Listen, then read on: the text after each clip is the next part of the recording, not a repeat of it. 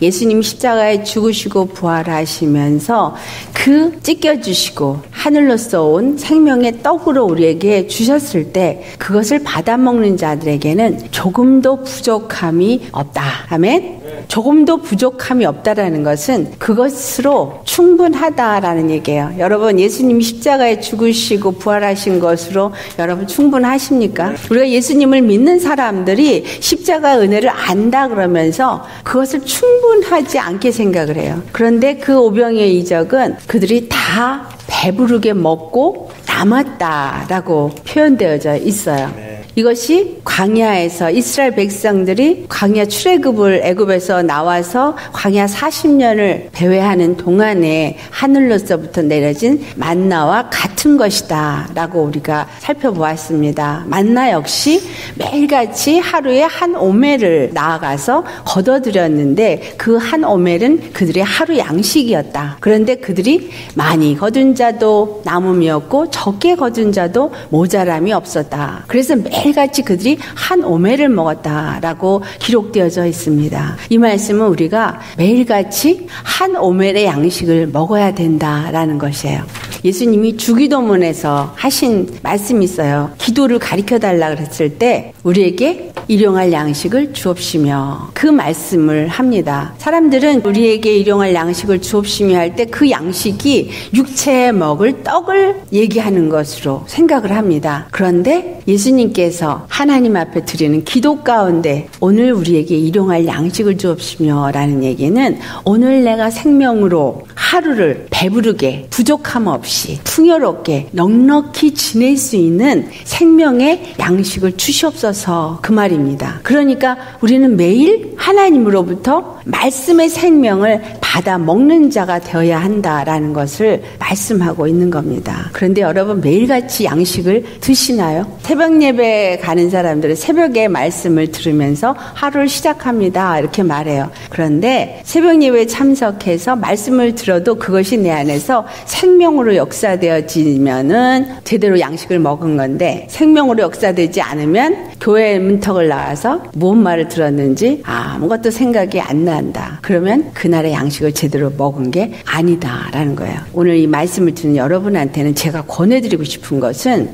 목사님이 하는 설교 말씀 듣는 거 그런 듣는 신앙에서 있지 말고 이제는 예수님을 만나는 신앙으로 변해가시기를 바랍니다. 말씀을 통해서 주님이 말씀하세요. 예배 중에 설교를 통해서 깨닫는 것도 있지만 반드시 말씀을 묵상하셔야 합니다. 이 말씀을 묵상한다라는 것은 우리가 고기를 먹을 때 씹으면 씹을수록 고기 맛이 더 고소하게 느껴지죠. 그거와 같습니다. 그래서 말씀을 내가 들었다. 만약에 오늘 급해서 요한복음 6장 1절 한 절만 읽고 갔다. 만약에 그렇다면 정 바쁠 때는 성경을 어떤 목사님 그래요. 성경을 무조건 탁 열어서 눈에 들어오는 구절 하나를 그냥 묵상하라고.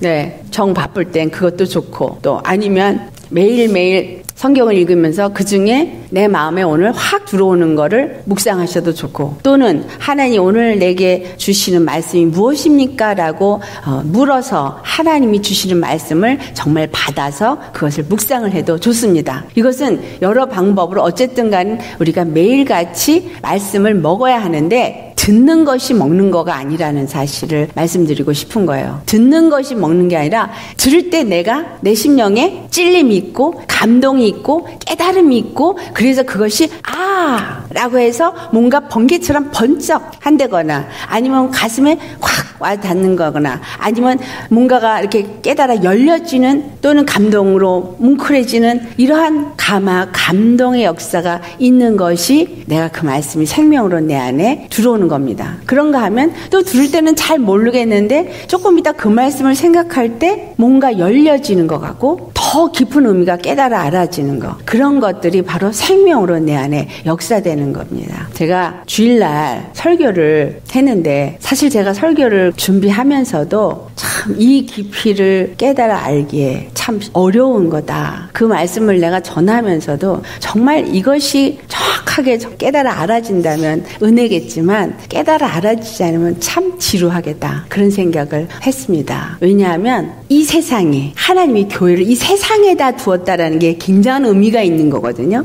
그런데 왜 이 세상에 이 교회를 두셨느냐? 왜 이 세상에 나를 남겨두셨느냐? 교회로 거기에 뜻이 있다라는 거예요. 핵심 메시지는 뭐였냐면 바로 이 세상에 나를 두시고 나로 예수 믿게 하신 것은 나로 하여금 하늘에 있는 통치자들과 권세들에게 하나님의 각종 지혜를 나타내게 하려 합니다. 라는 에베소서 3장 10절의 말씀이 핵심 주제였습니다. 다시 말하면 예수님을 믿는 사람들은 하늘의 통치자와 권세자들은 이 에베소 6장 12절에 나오는 그 통치자와 권세들, 다시 말하면 하늘의 악한 영들을 말하고 있는 거거든요. 그들에게 바로 하나님이 지혜자인 것을 나타낼 정도라면 우리가 어떤 자가 되어야 된다는 얘기예요? 하나님의 지혜로 내가 사는 자가 되어야 되는 거죠. 내가 하나님의 지혜가 각종 지혜라고 표현되어 있어요. 무슨 말이냐면 무엇을 하든 아이를 키우든 사업을 하든 아니면은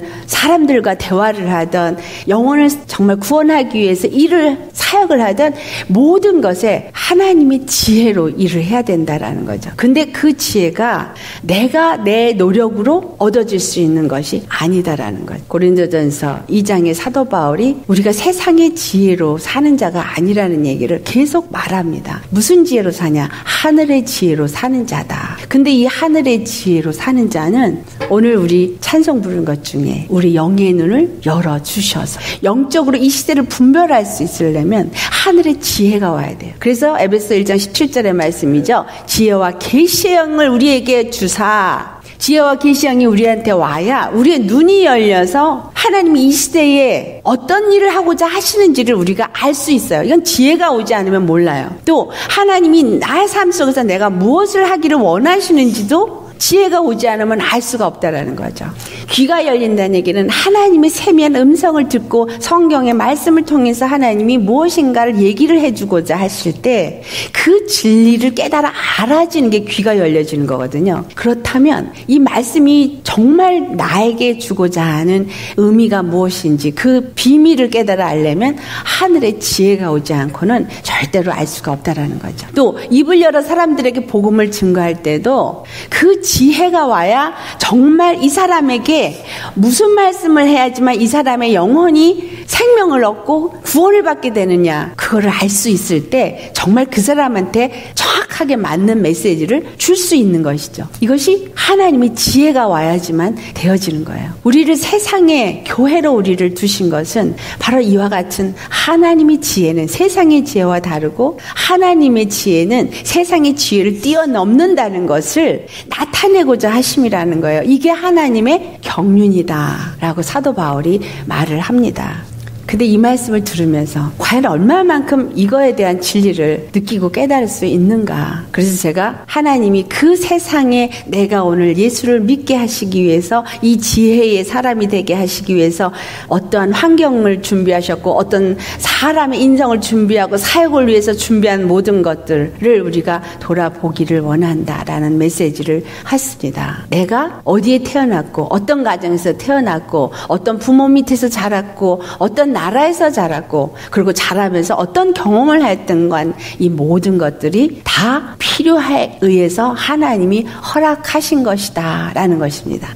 어떤 사람은 굉장히 상처 입게 자라나요. 그래서 그 상처를 입은 사람들은 피해의식이 있고 그 다음에 그 컴플렉스가 굉장히 심해요. 그것은 사단이 만든 잘못된 인성이죠. 하지만 그 잘못된 자란 환경을 경험하지 않은 사람은 그 환경을 자라면서 어떠한 고통과 어려움이 있는지 알 수가 없어요. 이 마지막 때에 정말 그러한 영혼들을 내가 돌보기를 원하고 그러한 영혼들을 정말 사랑하고 품어서 하나님에게로 인도하는 그러한 일을 하려고 한다면 먼저 우리는 그 사람의 심령을 이해할 수 있어야 되겠죠. 이해하지 못한다면 엉뚱한 소리를 해요. 제가 정말 죽음 앞에 나가는 순간이 있기 전에는 사역자니까 암 환자들을 찾아가서 신방을 했을 때 정말 안타까워하면서 위로를 했어요. 근데 위로를 하면서도 어떤 위로를 했어요? 믿음을 가지세요. 기도하세요. 믿음이 이깁니다. 이런 얘기 했어요. 사실 그게 틀린 말은 아니지만 제가 막상 정말 이제 죽음의 문턱까지 갔다가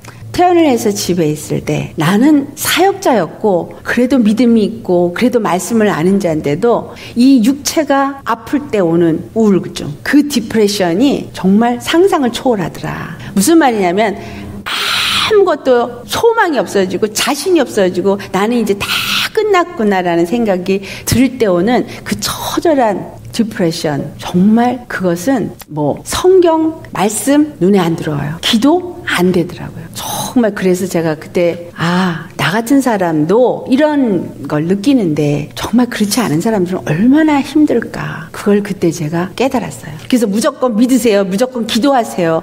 그게 아니라 정말 진심으로 그 아픈 자의 입장에서 함께 정말 부둥켜 안고 힘드시죠. 그런 말 한마디, 정말 따뜻한 국 한 그릇의 위로가 절실한다. 그런 거를 느꼈습니다. 이게 뭐예요? 경험에서 나온 깨달음이에요. 하나님은 우리에게 모든 환경 속에서 다 배우게 하시고 알게 하신 것을 하나님의 복음을 전하는 일에 사용하신다라는 것입니다. 이해가 되세요? 그래서 우리에게 주어진 어떠한 상황 절대 그냥 어쩌하다 보니까 나한테 이러한 어렵고 힘든 일이 주어졌구나 라고 생각하시면 안 돼요. 제가 우리 아들, 딸 때문에 마음이 상하고 힘들었던 거, 우리 남편 때문에 마음이 힘들었던 거, 이런 경험이 결국은 상담을 할 때 필요한 것이 되었더라라는 것을 훗날에 알게 됐습니다. 이 말을 서두로 하게 되는 이유는 오늘 우리가 나누고자 하는 예수님께서 이루신 이 모든 일들에는 다 뜻이 있다라는 얘기를 하기 위함입니다. 자, 우리 4번 지난번에 나눠준 거 8페이지 밑에 부분 4번에 오병이어 이적 이후 예수님의 행동에 대한 얘기를 살펴보겠습니다. 예수님이 참 이상하세요. 오병이어 이적을 일으켜서 이 사람들이 너무나 흥분했고 사람들이 너무나 막 배불렀으니까 굉장히 기뻐하고 좋아했어요. 이와 같은 역사가 목사님들한테 은혜를 받으면 성도들이 어떤 반응을 일으켜요? 그 목사님을 너무 사랑하게 되어져요. 그래서 추종하게 되고 우리 목사님 최고 그러면서 목사님을 막 높여요. 이런 일이 있어요, 없어요? 있죠. 이게 so dangerous. 예수님이 이걸 여기서 우리에게 가르쳐주고 계십니다. 제자들을 예수님을 붙잡아서 왕으로 삼으려고 했어요. 그런데 예수님이 제자들을 빨리 서둘러서 배에 태워서 그냥 떠나가게 합니다. 그리고 당신은 산으로 피해서 도망을 가요. 그리고 혼자 호젓이 기도를 하러 가셨습니다. 왜 그렇게 하셨느냐? 제자들을 서둘러 바다를 건너게 하신 것이 요한복음 6장 16절에서부터 17절에 나옵니다. 제자들이 바다에 내려가서 배를 타고 바다를 건너 가버나움으로 가는데 이미 어두웠고 예수는 아직 그들에게 오시지 아니하셨더라. 이 이유가 두 가지 이유로 제가 기록을 했는데 함께 읽어볼까요? 첫 번째, 제자들이 군중에 휩쓸리지 않도록 보호하셨다. 두 번째, 따로 산에 올라가 기도하셨다. 자, 이 말은 어떤 것을 의미하고 있냐? 지금 내 스승이 오병이어의 이적을 일으키고 그리고 그들이 왕으로 삼으려고 할 때 이 제자들은 어깨가 으쓱으쓱했을까요? 안 했을까요? 으쓱으쓱했죠. 이 으쓱으쓱이 뭐예요? 교만해지는 초심이죠. 그러니까 이들이 그 어떤 것에도 교만해지지 않게 하시고자 그들을 빨리 배에 태워서 떠나보낸 거예요. 그 안에 흥분됨과 그 안에 사람들의 칭송 이런 소리를 듣게 하지 않고자 함인 거죠. 이해가 되세요? 은혜를 받으면 막 흥분해서 사람들이 막 얘기하죠. 그럴 때 누구를 높여야 돼요? 예수님을 높여야 되는데 지금 이 군중들이 예수님을 왕으로 삼으려고 했던 것처럼 육적인 눈과 육적인 판단에서 육적인 말을 하고 육적인 흥분됨으로 치달아서 그들이 교만할 수 있게 된다라는 거예요. 여러분, 어떤 분들이 저한테 그래요. 목사님 참 말씀이 너무 좋고 은혜가 돼요. 이런 얘기를 하면 혹시라도 목사님이 교만해지실까 봐 걱정은 되지만요. 그렇게 얘기를 해요. 근데 저 참 감사한 게요. 하나님이 저를 훈련을 시키실 때 완전히 바닥까지 내려가서 이 속에서 요동함이 없을 정도로 묵사발을 만들어 놓으셨어요. 그러니까 전 그게 너무 지금 감사합니다. 왜냐하면 제가 사역을 하면서 정말 막 귀신이 떠나가고 막 사람들이 은혜 받아서 변화되고 막 애들이 막 은혜 받아서 막 흥분돼가지고 막 세상이 달라 보여요. 막 이럴 때 내 안에서 뿌듯함이 올라오는 걸 제가 경험을 했거든요. 근데 머리로는 아니야, 이거는 주님이 하신 거지 내가 한 게 아니야. 그리고 그걸 누르는데 그래도 내 안에서 뿌듯하고 이 자만한, 이게 뭔가가 기분 좋은, 뭔가를 이뤄낸 것 같은, 하나님이 나를 쓰셨어. 그러니까 은사자들한테 올 수 있는 아주 위험한 증세죠. 그래서 그런 것들이 일어났을 때 너무너무 내가요, 이러면 안 된다는 걸 아는데도 내 마음으로, 내 노력으로 컨트롤이 안 됐어요. 그래서 그때부터 제가 하나님 앞에 부르짖고 싸운 게 있어요. 하나님, 내 안에 올라오는 이 자만, 교만, 이 뭔가 이렇게 프라우드 오브 하는 거, 이거 내가 도무지 어떻게 막을 수가 없습니다. 나는 누르는데 눌러도 또 올라오고 눌러도 또 올라오는 거예요. 그래서 하나님 앞에 정말 이런 거 절대로 올라오지 않게. 정말 나는 성경을 보면 그랬거든요. 하나님의 사람들을 보면 예수님도 그랬고 사도 바울도 그랬고 하나님 앞에 칭찬받은 사람들은 다 그랬어요. 절대 그 영광을 자기네들이 취하지 않은 걸 우리가 발견할 수 있어요. 모든 영광을 다 하나님 앞에 올렸지 자기가 영광을 취한 자들은 다 멸망에 처해진 것이 기록되어져 있거든요. 그러면 내가 하나님의 일을 하고 내가 멸망에 처할 것 같아요. 그래서 야, 이거 큰일 났다 싶더라고요. 저는 제 자신에 대한 위기감이 왔기 때문에 그걸 놓고 몸부림치며 하나님 앞에 기도했어요. 근데 너무 감사한 게 지금은 그 프라우드 한 게 없는 거예요. 제가 노력해서 안 올라오는 게 아니고 노력해서 교만하지 않아지는 게 아니라 아무리 그런 소리를 들어도 제가 교만해지거나 프라우드 오브 할 수가 없어요. 왜냐하면 제가 아는가, 내가 한 것이 아닌 걸 아니까, 내가 한 것이 아니라 주님이 하셨다는 것을 아니까 내가 프라우드 오브 하지 않더라는 거죠. 만약에 이전에는 내가 준비해서 내가 가르쳤고 내가 했기 때문에 내가 영광 받았어요. 그런데 지금은 나는 하나님 앞에 주님, 나는 할 수가 없어요. 주님이 하시옵소서. 나는 모르겠어요. 무엇을 말할까요? 주님 가르쳐 주세요.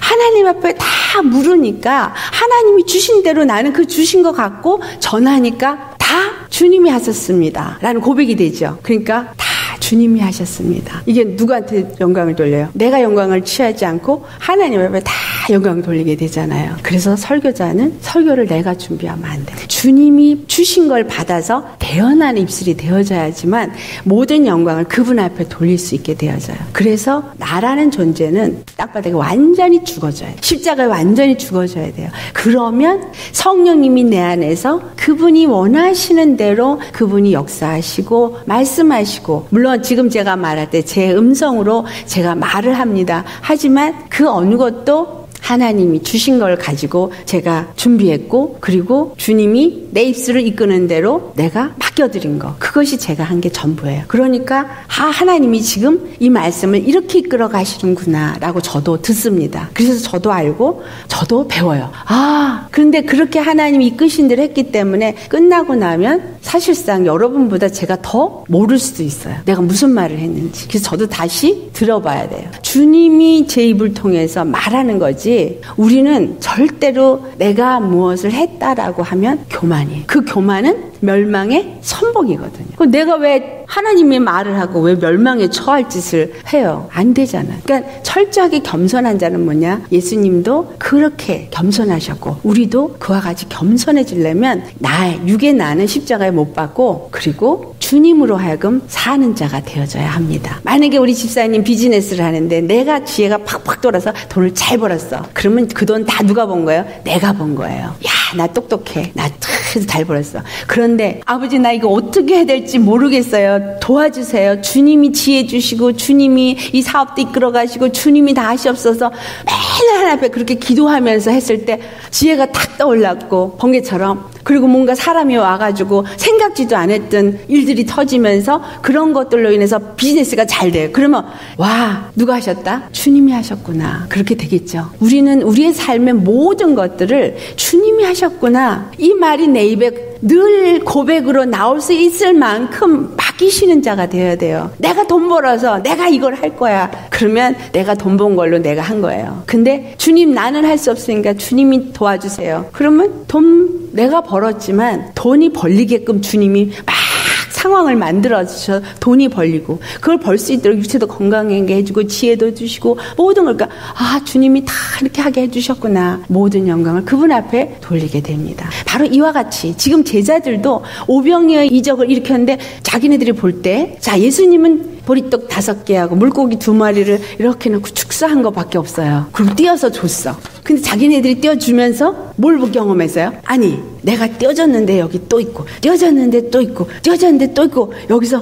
막 이적을 자기 손에서 경험했잖아요. 이건 우리한테 주는 말이에요. 내가 하나님의 은혜를 받고 기름 부음을 받아서 하나님의 축복 가운데서 그 일을 하는 통로이지 이 이적을 내가 일으킨 건 아니라는 거예요. 주님이 일으키도록 하게 하신 거지. 그러니까 은사자들 절대 교만하면 큰일 납니다. 그래서 내가 은사를 여러분이 어떤 은사를 앞으로 받게 될지 몰라요. 근데 하나 분명히 아셔야 돼요. 은사는 하나님의 뜻을 이루기 위해서 주셨다라는 거예요. 돈을 버는 것도 은사입니다. 왜냐하면 비즈니스를 하는 눈이 떠지고 그걸 할 수 있게끔 하나님이 돈을 벌 수 있는 길을 보여줬기 때문에 그게 보여지는 거거든요. 어떤 일을 하든 그 모든 것들이 주님이 나에게 주신 거기 때문에 주님 앞에 감사와 영광으로 돌리셔야 하는 것이 바로 피조물인 우리가 해야 할 일이다 라는 거예요. 그래서 이들을 빨리 배에 태워서 건너가라는 거예요. 여기 더 있다가는 사람들이 이 제자들한테 붙잡고서는 그럴 거 아니에요. 우리는 절대적으로 우리 영혼이 영광을 받으려고 하면 안 된다. 그리고 그 다음에 주님은 뭐로 가셨어요? 기도하러 올라가셨어요. 왜냐하면 조금 전에 하나님이 이루신 일 어떻게 하시겠어요? 가서 하나님 앞에 영광 돌리고 또 그 다음에 일어날 일 또 그걸 위해서 또 기도하러 가신 거예요. 우리는 여기에서 아무것도 알 수가 없어요. 나타나지 않았지만 근데 그 다음 사건을 보면 알 수 있어요. 그 다음 사건이 뭐예요? 예수님이 바다 위를 걸어오셨어요. 갈릴리 바다를 걸어오셨어요. 물 위를. 이것은 이미 배를 태워서 제자들을 보낼 때 예수님은 계획했던 일이에요. 그렇죠? 그리고 바다 위를 걸어가실 걸 생각하신 거예요. 그럼 이거는 무엇을 말하는 것이냐라는 거죠. 자, 우리 요한복음 6장 18절에서부터 21절을 같이 봉독하시겠습니다. 큰 바람이 불어 파도가 일어나더라. 제자들이 노를 저어 12어리쯤 가다가 예수께서 바다 위로 걸어 배에 가까이 오심을 보고 두려워하거늘 이르시되 내니 두려워하지 말라 하신대 이에 기뻐서 배로 영접하니 배는 곧 그들이 가려던 땅에 이르렀더라. 아멘. 여기는 자세히 나오지 않았어요. 그래서 제가 마태복음 14장의 말씀과 같이 비교해서 한번 나눠볼까 합니다. 첫 번째, 하나님의 그 능력을 맛본 후에는 반드시 사단의 역사가 그들에게 찾아온다라는 것을 보여준 사건입니다. 그들이 바다 위를 갔을 때 풍랑이 쳐서 그 배가 이제 배에 타고 있는 제자들이 두려워했어요. 근데 예수님이 이 풍랑을 잠잠케 하시기 위해서 그들에게 다가오십니다. 자, 마태복음 14장 24절 말씀 같이 봉독하겠어요. 배가 이미 육지에서 술이나 떠나서 바람이 거스름으로 물결로 말미암아 고난을 당하더라. 아멘. 자, 이것은 그냥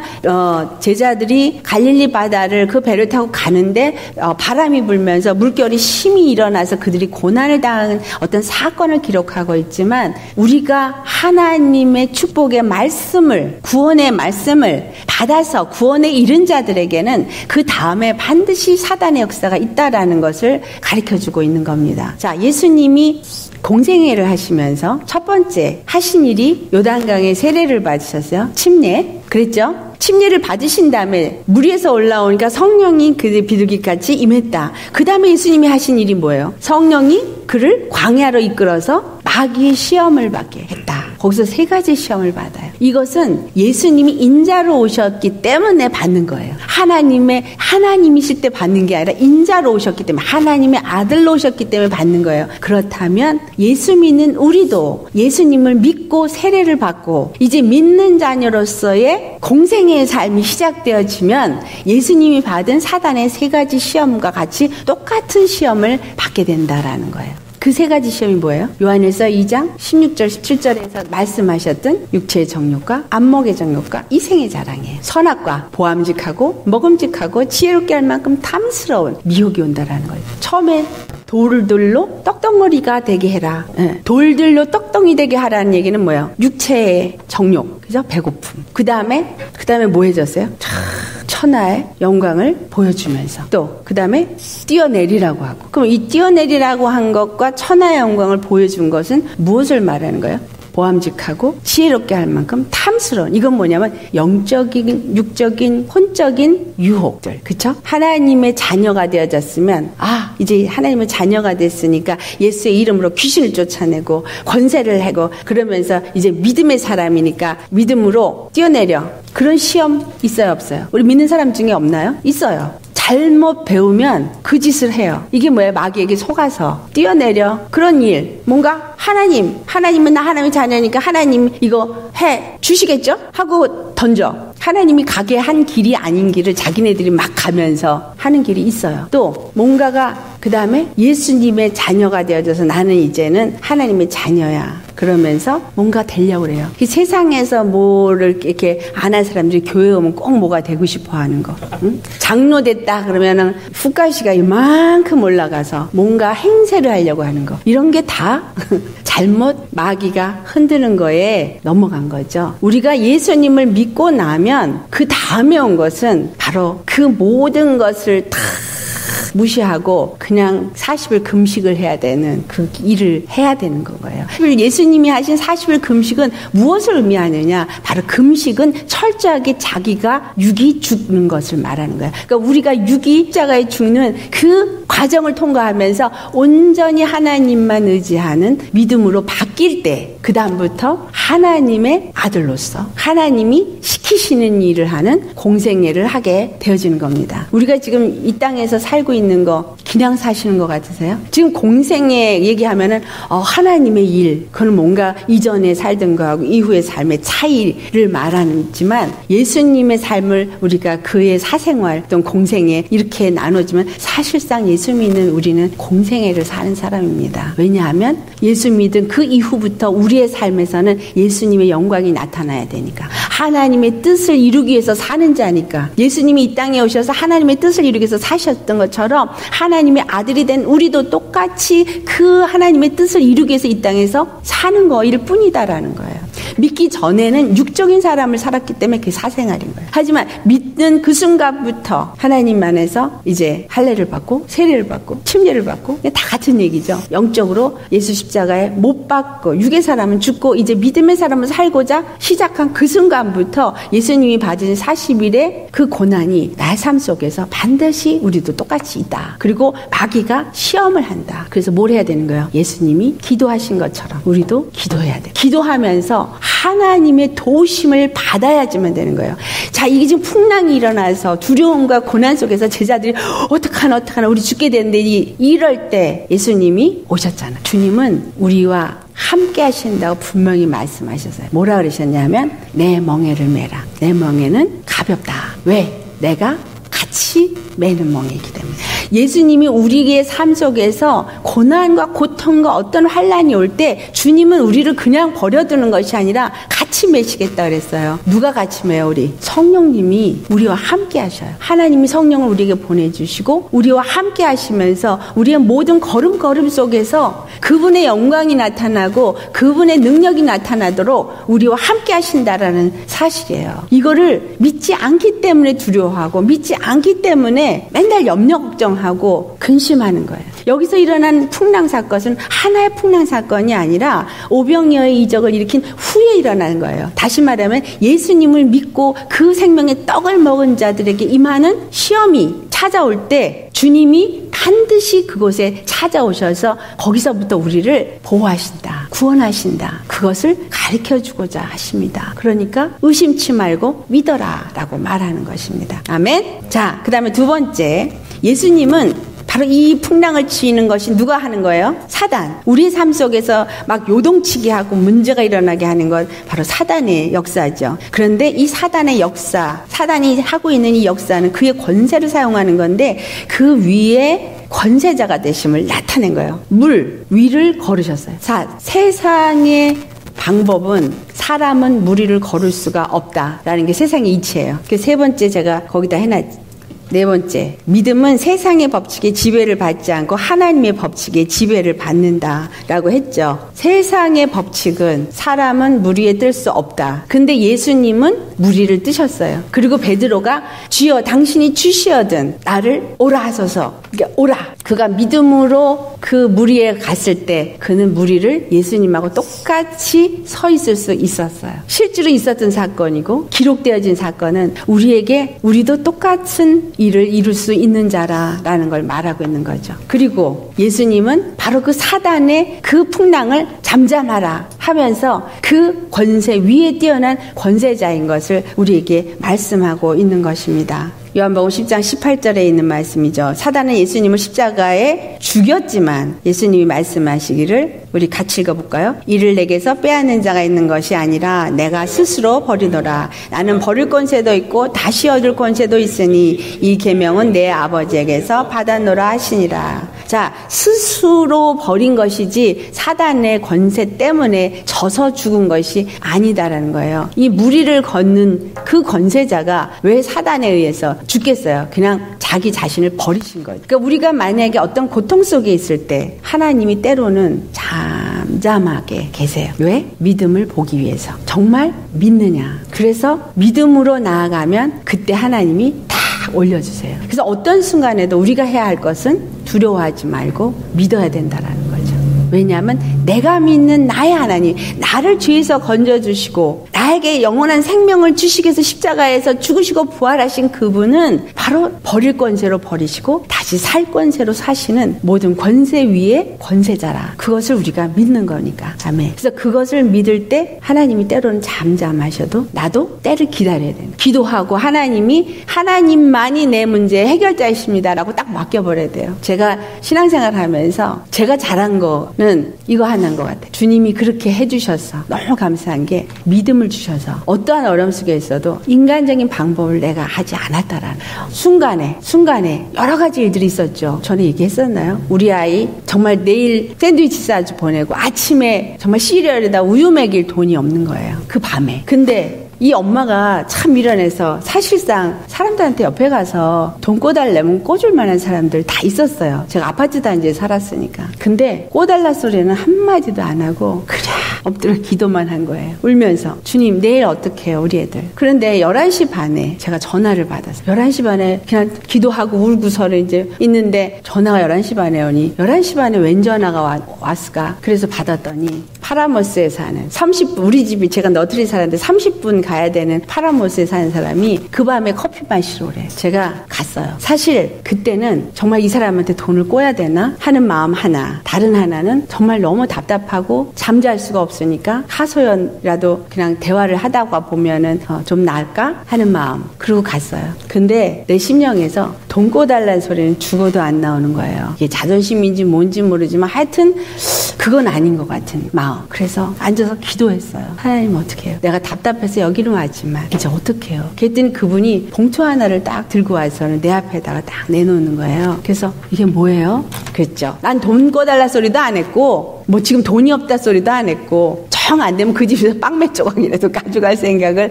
했는데 근데 이분이 그런 거예요. 나는 11조 입대까지 한 번도 한 적이 없대요. 근데 남편이 출장을 가면서 돈 1,000불을 주고 갔는데 왠지 이 1,000불에서 100불을 떼어서 그럼 10분의 1이죠. 나를 주고 싶은 생각이 아침부터 나는데 내가 오해할까봐 어떻게 해야 되는데 자기가 안 주고는 오늘 잠을 못 잘 것 같아서 그 11시 반에 전화를 했다는 거예요. 할렐루야. 하나님의 역사는요. 저는 이런 얘기가 수없이 많거든요. 정말 어떻게 이렇게 밤을 11시 반에 그 돈을 가지러 가도록 하나님이 준비를 시키셔서 그래서 이건 11조니까 가져가서 쓰고 자기한테 안 돌려줘도 된다는. 제가 꿔달라 소리도 안 했죠. 근데 주님이 그 사람을 통해서 100불을 주셔서요. 그래서 내려오면서 우유 사고 빵 사고 뭐 햄 사고 그냥 그 다음날 그냥 맛있게 샌드위치를 싸줄 채를 탁 사갖고 와서 우리 애들 그 다음날 샌드위치 싸서 보냈어요. 그리고 그 100불 가지고 그 월말까지, 그때 이 집사가 한국에 있었고 돈이 와야 되는 그 시간이 한 10일이 있었는데 10일 동안에 그 100불 가지고 아이들 샌드위치를 다 싸서 충분하게 해줄 수 있도록 그런 은혜를 입었어요. 그런 식으로 제가 참 힘들고 어려운 순간이 올 때도 기도했다라는 사실. 제가 신학교 가야 될 때 학비도 기도했고, 그렇게 할 때 하나님이 정말 그런 거를 하나하나 이루어 주셔서 지나고 보니까 내가 정말 믿음과 기도로 하나님 앞에 간구했더라. 그러니까 하나님이 한 번도 그것을 정말 저버리지 아니하고 다 응답을 하셨다. 그 말을 제가 고백할 수 있더라고요. 그러니까 그 믿음을 주신 거 너무 감사하고, 육적인 인간적인 생각 안 따르고 정말 믿음의 방법을 내가 했었다라는 게, 이건 내 힘이가 내 노력이 아니라 주님이 그렇게 하게 해주신 거 너무 감사한 거예요. 그걸 통해서 제가 배운 게 뭐냐? 기도하면 된다. 그거 배운 거예요. 그러니까 무조건 무슨 일 있으면 그냥 기도하는 거죠 뭐. 자, 여기서도 이 제자들이 기도했으면 되는데 어떻게 하면 좋아? 난리가 났죠. 그러던 중에 예수님이 오는 것을 보았어요. 베드로가 믿음이 있는 것 같았죠. 주여, 당신이 주시오면 나로 물 위로 걸어오라고 하소서. 그래서 걸었었는데 금방 풍랑을 볼 때 물에 빠졌어요. 이 말씀 가지고 목사님들 설교를 참 많이 하십니다. 우리가 그런데 정말 이와 같은 실수를 너무너무 많이 한다. 하나님의 은혜를 맛보고서도 금방 어떤 어려움에 문제가 오면 금방 그 문제 때문에 두려워하고 염려하고 낙심하고 그런다라는 사실이에요. 조금 전에 하나님을 찬양했던 믿음은 어디로 갔는지 없어져 버리는 거. 이게 바로 베드로와 똑같은 거죠. 아멘. 세 번째, 이 제자들도 이 베드로가 물 위를 걸은 것은 예수 그리스도 안에 있으면 그 권세를 똑같이 가진 자라는 것을 우리에게 보여준 사건입니다. 그래서 마태복음 14장 29절에 오라 하시니 베드로가 배에서 내려 물 위로 걸어서 예수께로 가되. 와, 너무 멋있잖아요. 저는 이거 읽을 때 소름이 끼칠 만큼 엑사이팅해졌었어요. 정말 오라, 주님 말씀하신데 그냥 무조건 아멘 하고 그 물 위로 발을 내딛는 믿음도 대단한 믿음이에요. 근데 이런 믿음을 우리가 가져야 되는 거죠. 그리고 내딛는 정도가 아니라 정말로 물 위를 걸었어요. 걸어서 예수님께 갔어요. 그러니까 정말 우리 빠지지 말고 계속 걸을 수 있는, 자, 우리의 어떠한 상황 속에서도 주님이 우리를 이렇게 받치고 계시다는 거 믿으세요? 믿음이 이렇게 물을 걸을 수 있었던 것입니다. 마태복음 17장 20절 말씀 우리 같이 봉독해 보겠습니다.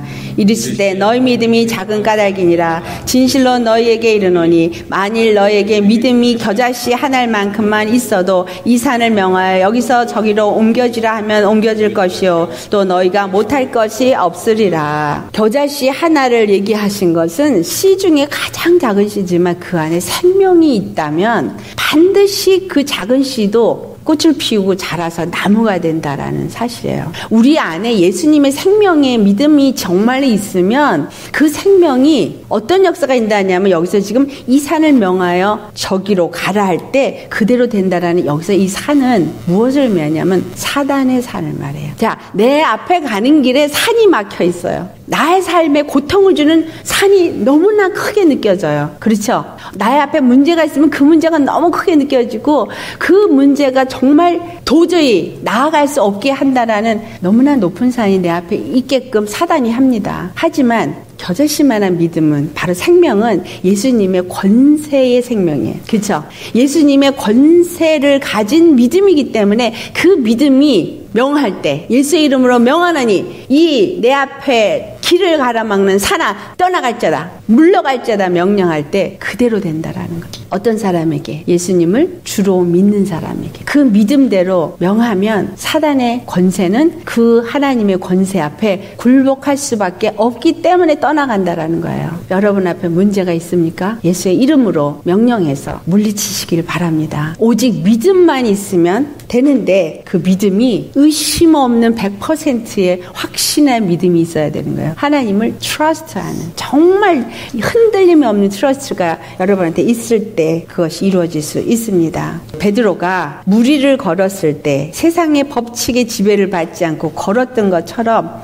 우리도 하나님의 법칙 안에 사는 그러한 자가 된다라는 것을 반드시 여러분 믿으시기 바랍니다. 마태복음 14장 30절에서 33절에 바람을 보고 무서워서 이게 믿음이 없어져 버리니까 물에 빠져요. 그래가지고 주여 나를 구원하소서. 근데 많은 사람들이 지금 기도하는 방법이 이런 식으로 해요. 주여 나를 구원하소서. 나 지금 너무 힘들어요. 어떻게 하면 좋아요? 도와주세요. 앞에 베드로의 믿음의 기도 스타일이 아니라 지금 뒤에 물에 빠지면서 하는 기도 스타일로 기도를 하죠. 그래도 예수님이 건져는 주시지만 그래도 이왕이면 무리를 걷는 그런 권세 있는 믿음이 되시면 더 좋겠죠.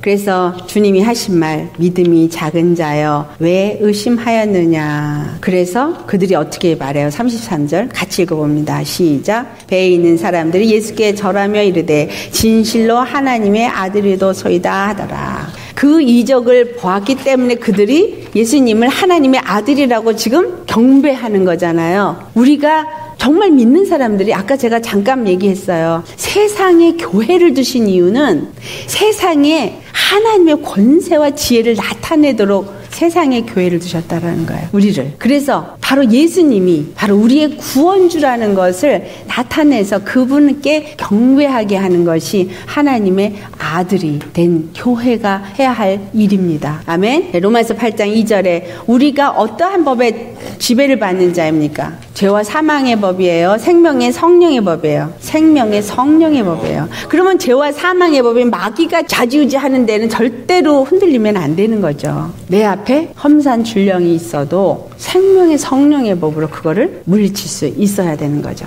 아멘. 자, 5번째, 하나님의 뜻과 예수님의 뜻. 자, 이 오병이어의 이적을 일으키고 이 지금 갈릴리 바다에서 물리를 걷는 것을 보여주고 이 모든 것들은 하나님이 무엇을 나타내냐면 하나님만이 우리의 구원이라는 것을 나타내준 사건입니다. 그래서 하나님의 뜻이 무엇이냐? 요한복음 6장 40절 말씀. 거기 40절만 같이 봉독합니다. 시작. 내 아버지의 뜻은 아들을 보고 믿는 자마다 영생을 얻는 이것이니 마지막 날에 내가 이를 다시 살리리라. 아버지의 뜻은 영생을 주는 거예요. 모든 믿는 자들에게. 그래서 예수님은 그 아버지의 뜻을 이루기 위해서 이 땅에 오신 분이라는 것을 늘 말씀해 오셨어요. 그러면 아버지의 뜻과 아버지의 뜻을 이루기 오신 예수님의 뜻은 같아야 된다는 거예요. 자, 요한복음 6장 38절에서 39절 같이 봉독합니다. 시작. 내가 하늘에서 내려온 것은 내 뜻을 행하려 함이 아니요 나를 보내신 이의 뜻을 행하려 함이니라.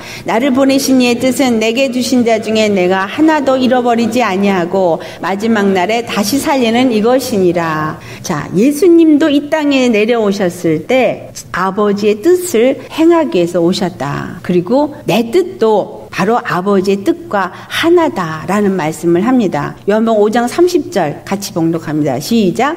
내가 아무것도 스스로 할 수 없노라. 듣는 대로 심판하노니 나는 나의 뜻대로 하려 하지 않고 나를 보내신 이의 뜻대로 하려 함으로 내 심판은 의로우니라. 아멘. 여기서 예수님이 아까 제가 말씀을 드렸죠. 우리가 행하는 것은 우리 힘으로 하는 것이 하나도 있으면 안 된다. 예수님도 똑같은 얘기를 하세요. 내가 아무것도 스스로 할 수 없노라. 예수님은 요한복음 1장 1절로부터 3절을 보면 천지를 창조하신 창조주 하나님이에요. 근데 그 창조주 하나님이 육신을 입고 이 땅에 왔을 뿐이지만 그 안에는 생명이 있거든요. 능력이 있거든요. 권세가 있거든요. 그런데 이분이 나는 아무것도 스스로 안 한대. 이 말을 왜 하셨냐? 그냥 하신 게 아니에요. 육체를 입고 아들의 존재로 되어진 사람들은 자기의 뜻대로 자기의 뜻을 펼치기 위해서 일하는 자가 아니라는 것을 가르쳐주는 거예요. 예수님이 그래서 이 땅에 오셨을 때 나는 스스로 아무것도 하지 않는다. 이 말은 똑같이 우리에게 적용됩니다. 네가 하나님의 아들이냐? 믿음으로 예수 안에서 우리가 예수님과 한 몸이 되어지죠. 한 아들이 되어지죠. 그러면 나도 스스로 아무것도 할 수 없는 자가 되어야 합니다. 아시겠어요?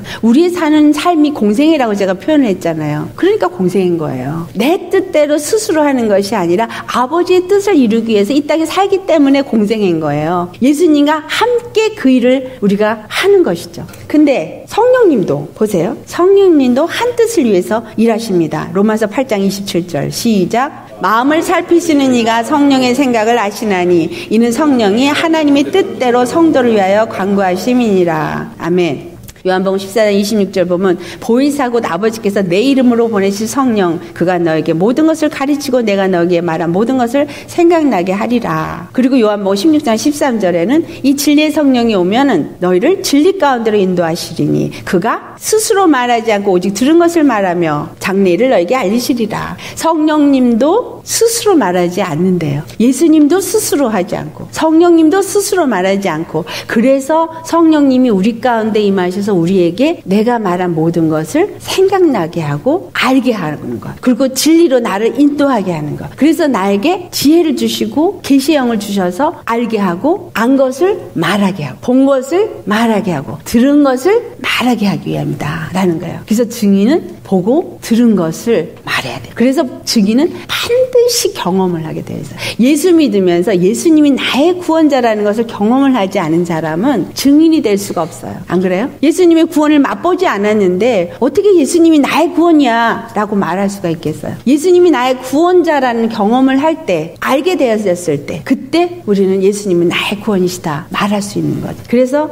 예수님이, 성령님이 하나님의 뜻과 같은 뜻이었고 스스로 하시는 것이 아니라 모든 것을 하나님의 뜻대로 행했던 것처럼 교회도 하나님의 뜻을 위하여서 그 뜻대로 일하여야 합니다. 마가복음 3장 35절에 예수님이 뭐라고 하셨는지 우리 같이 봉독해 보겠어요. 시작. 누구든지 아버지의 뜻대로 행하는 자가 내 형제요 자매요 어머니이다. 누가 내 형제요 내 자매요 어머니예요? 내 뜻대로가 아니라 아버지 뜻대로. 하나님이 뜻대로 행하는 자여야지만 우리가 하나가 되어진다라는 거. 한 지체, 한 핏줄을 가진 한 가족, 한 자매, 한 몸, 한 교회가 되어지는 거예요. 그래서 교회는, 자, 우리 교회죠. 우리 각 사람이 교회입니다. 교회라고 하는 우리가 모인 공동체도 교회입니다. 일반적으로 교회 그러면은 어떤 빌딩을 교회라고 생각하죠. 그런데 내가 교회고 그 교회가 된 그리스도의 몸이 된 그리스도의 교회가 된 사람들이 모인 곳이 또한 교회입니다. 이 교회에서는 뭐만 이루어져야 된다라는 걸 우리가 오늘 알 수 있어요. 하나님의 뜻만 이루어져야 된다. 내 삶도 교회로서 하나님의 성전으로서 하나님의 영이 내 안에서 그 뜻을 이루시도록 하기 위해서 하나님이 성령을 우리에게 보내주신 겁니다. 그래서 성령님이 내 안에 있어서 성령으로 하나님의 뜻을 이룰 수 있도록 그게 어떤 때는 기름 부음으로 역사하고 어떤 때는 지혜로 역사하고 어떤 때는 능력으로 역사하고 그렇죠. 그래서 은사가 또 다르게 나타나고 이런 모든 것들은 바로 그리스도의 뜻을 이 땅 가운데서 이루게 하시기 위해서 우리 가운데 성령이 오신 것이다 라는 것을 말해주고 있는 겁니다. 빌립보서 2장 13절 우리 같이 봉독하겠습니다. 시작. 너희 안에서 행하시는 이는 하나님이시니 자기의 깊으신 뜻을 위하여 너에게 소원을 두고 행하게 하시나니. 아멘. 우리 안에서 누가 행하셔? 하나님이요. 누구의 뜻을 위하여? 자기의 깊으신 뜻을 위하여. 여러분들 성령님이 내 안에서 그 깊으신 뜻을 위해서 일하도록 내어드리고 계십니까? 그게 교회예요. 아, 내가 나 교회야, 나 성도야 라고 외친다고, 나 하나님의 아들이야 외친다고. 아니요. 하나님의 영에 이끌려서 정말 그 기쁘신 뜻을 따라서 행동하는 사람, 그 뜻을 이루기 위해서 사는 사람, 그가 하나님의 아들이요 그가 교회입니다. 마지막으로 우리 로마서 8장 28절 26절부터 28절까지 우리 같이 봉독합니다. 시작. 이와 같이 성령도 우리의 연약함을 도우시나니 우리는 마땅히 기도할 바를 알지 못하나 오직 성령이 말할 수 없는 탄식으로 우리를 위하여 친히 간구하시느니라. 마음을 살피시는 이가 성령의 생각을 아시나니 이는 성령이 하나님의 뜻대로 성도를 위하여 간구하심이니라. 우리가 알거니와 하나님을 사랑하는 자 곧 그 뜻대로 부르심을 입은 자들에게는 모든 것이 합력하여 선을 이루느니라. 아멘. 그러니까 교회가 되었다면 우리가 모든 것이 한 뜻을 이루기 위해서 합력하겠죠. 의견이 다를 수가 있겠어요? 없겠어요? 없어요. 왜? 한 성령이 그 뜻을 이루기 위해서 하기 때문에. 아멘입니까? 그래서 한 뜻을 위해서 함께 협력하는 것을 하나님이 선하다고 하는 거지. 직분을 다 다르게 주셨습니다. 어떤 사람은 목사로, 어떤 사람은 선지자로, 교사로, 또 봉사하는 자로, 이런 것들도 에베소서에 말씀하시죠. 성도를 온전케 한다. 그리스도의 몸을 세우기 위해서 이 모든 것들이 주어졌다라는 것을 아셔야 합니다. 아멘. 그래서 반드시 성령님이 내 안에서 일하시도록 나를 내어드려야 합니다. 성령님이 나를 주장할 수 있을 때 진짜 교회입니다. 아멘. 여러분이 정말 이와 같이 오늘 여기서 나눈 거는 공통성이 있어요. 뭘 하나를 말하겠어요? 예수님의 은혜를 입어서 예수님의 그 생명의 떡을 먹고 구원을 받은 자는 그 다음의 삶이 공생애다. 그런데 이 삶은 누구에 의해서? 성령에 의해서 시험을 받을 때도 있고 또 하나님의 뜻을 이루게 하시기 위해서 기름 부음을 받을 때도 있고 또 일을 하게도 하신다. 하지만 이 모든 일을 이룰 때 믿음으로 행하면 된다. 믿음으로 행하게 하실 때 누가 함께 하신다? 성령이 함께 하셔서 하나님이 함께 하셔서 세상의 법이나 이치나 법칙에 지배를 받는 것이 아니라 하늘의 법칙에 지배를 받는다. 물 위도 걸을 수 있다. 하지만 사단이 어떻게 한다? 요동을 쳐서 믿음에서 떨어뜨리려고 하는 일이 있지만 믿으면 하나님께 영광을 돌리게 되어지고 믿지 않으면 물에 빠진다. 하지만 그래도 주여 나를 불쌍히 여기소서 할 때 하나님은 반드시 건지시는 구원의 하나님이시다. 그분은 모든 권세 위에 뛰어난 권세이시며 그리고 그 권세를 가지고 우리도 살게 하시고 그것을 교회인 우리를 통해서 나타내기를 원하신다. 그런데 내가 하는 것이 아니라 우리는 되게 내가 하려고 그래요. 그렇죠? 그러다 보니까 교회에 직분 맡아서 하다가 시험 들어. 벌든이 생겨가지고 아이고 힘들어. 못하겠어. 이게 왜요? 다 내가 하려니까. 근데 누가 하기 해야지 진짜라 그랬어요? 성령님이. 하나님이 뜻대로 하게 하시는 대로 순종하면 힘들 거 하나도 없어요. 왜? 내가 하는 게 아니라 그분이 하게 하시니까. 그분이 하시니까. 그래서 우리의 기도는 뭐예요? 주님이 하시옵소서. 또 한 다음에 주님이 하셨습니다. 모든 영광 주님 홀로 받으시옵소서. 이런 겸손한 자가 바로 그리스도의 교회다. 하나님의 아들이다. 그래서 스스로 하는 것이 아니라 하나님 앞에 들은 것, 본 것, 깨달은 것을 증거하는 것이고 그분이 나에게 하게 하시는 그 능력의 기름 부음으로 내가 그 일을 하면 된다. 아주 심플하죠. 중요한 건 내가 하려고 하니까 잘 안 되는 거예요. 오늘 굉장히 귀한 거를 했습니다. 그래서 요한복음 6장은 정말 귀한 장이에요. 여기서는 우리에게 지금 많은 걸 하셔서 지나간 건 또 다 잊어버리실 수도 있지만 그래서 이 앞에 한 것들을 다시 좀 잘 이렇게 묵상하시면서 여러분 걸로 만드시기를 바랍니다. 반드시 생명의 양식을 먹어야 된다. 썩어질 양식 먹으면 안 되고 정말 믿음 안에서 정말 내가 하려고 하는 게 아니라 성령에 의존된 믿는 믿음의 삶을 살자. 그럴 때 우리는 그분 앞에 모든 영광을 돌릴 수 있는 온전한 교회가 될 수 있다. 그리고 그분은 반드시 그 이름의 영광을 위해서 일하시는 분이기 때문에 우리를 어떤 상황 속에서도 건져내신다. 구원하신다. 아멘. 기도하시겠어요? 우리